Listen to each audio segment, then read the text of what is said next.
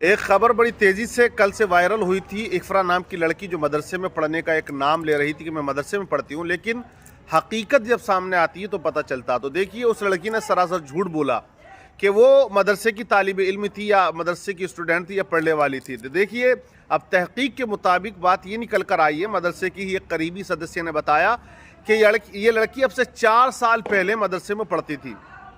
4 साल पहले इसने एडमिशन लिया और ये गालिबन 2.5 साल तक पढ़ी, लेकिन इसने आलमियत का कोर्स नहीं किया था।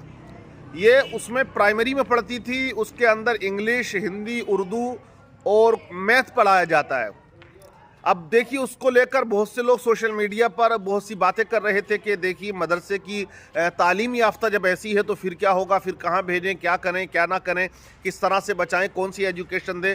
तो यहाँ बात निकल के साफ क्लियर हो जाती है कि वो मदरसे में पढ़ने आई थी, जो स्कूल लेवल से चलता है, ना कि वो आलिमा बनने आई थी। और 4 साल पहले उसका राब्ता ख़त्म हो चुका था। 4 साल पहले उसने आना जाना बंद कर दिया था।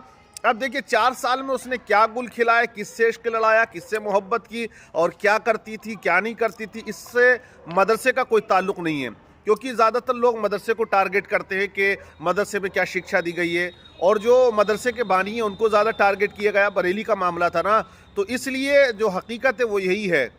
तो देखिए, इसलिए नज़र रखना बड़ा ज़रूरी है। और सबसे ज़्यादा मैं कहूँगा कि मोबाइल पर प्रतिबंध लगा देना चाहिए, क्योंकि लड़कियों का मोबाइल से क्या लेने देना है। कोई कारोबार नहीं, कोई फैक्ट्री नहीं, कोई बिजनेस नहीं, कोई ऑफिस नहीं, तो फिर उनको मोबाइल क्यों दिया जाता है।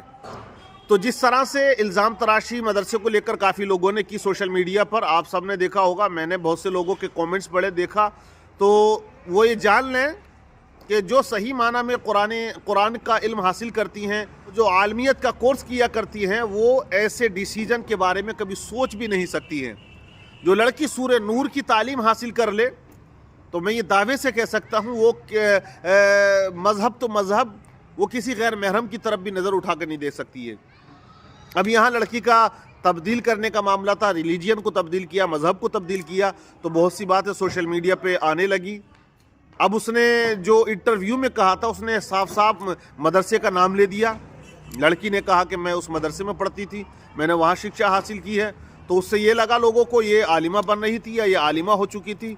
तो देखिए, वो आलिमा नहीं थी, आलिमा के तो वो करीब भी ना थी, आलिमा के तो ऐन से भी वाकिफ़ नहीं है। लेकिन वो लड़की 4 साल पहले उस मदरसे से अपना नाम कटा चुकी थी, और 2 या 2.5 साल तक वो गालिबन पढ़ने गई थी। उसमें उसने हिंदी, इंग्लिश और कुछ क्लासेस उसने पढ़ी थी। उसके बाद जिम्मेदारी उसके माँ बाप की, घर वालों की, परिवार वालों की और तमाम ख़ानदान वालों की होती है, उसने क्या किया क्या नहीं किया। बहरहाल वो उसका मामला है। उसने अपनी इच्छा अनुसार, वो कहती है कि मैंने किया है इश्क के लिए, मोहब्बत के लिए। उसका जो गर्ल बॉयफ्रेंड है वो उसी के मोहल्ले का रहने वाला है, जिसकी बुनियाद पर उसने उससे इश्क लड़ाया और शादी कर ली मंदिर में जाकर। इन मामलों में बरेली सबसे आगे नज़र आता है। धर्म परिवर्तन के मामले में ज़्यादातर वहाँ बाबाओं का जो कहना है, क्योंकि एक मंदिर के जो बाबा, उनका कहना कि मैंने कम से कम 70 से ज़्यादा लड़कियों का धर्म परिवर्तन कराया है। 70 से ज़्यादा, एक ही बाबा का ये कहना, तो फिर आप अंदाज़ा लगा सकते हैं दीगर का क्या आलम होगा।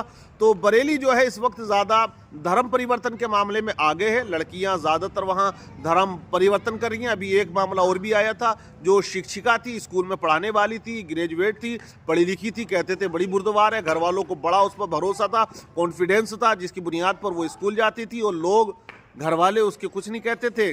बीएड की तैयारी करा रहे थे, लेकिन बाद में उन्हीं की माँ रोती हुई नजर आई, पुकारती हुई नजर आई बेटी को। लेकिन बेटी ने अपनी माँ की फरियाद को, पुकार को नहीं सुना, उनके आंसुओं को नहीं देखा और आने से इनकार कर दिया। माँ ने ये तक कह दिया ना, आपने सुना होगा, नेहा असमत जिस लड़की का नाम था, उसने मना कर दिया। माँ ने यहाँ तक कह दिया कि अगर वो हिंदू धर्म में रहना चाहती तो रहे, शौक से रहे, लेकिन वो हमारे पास रहे, हम यही चाहते हैं।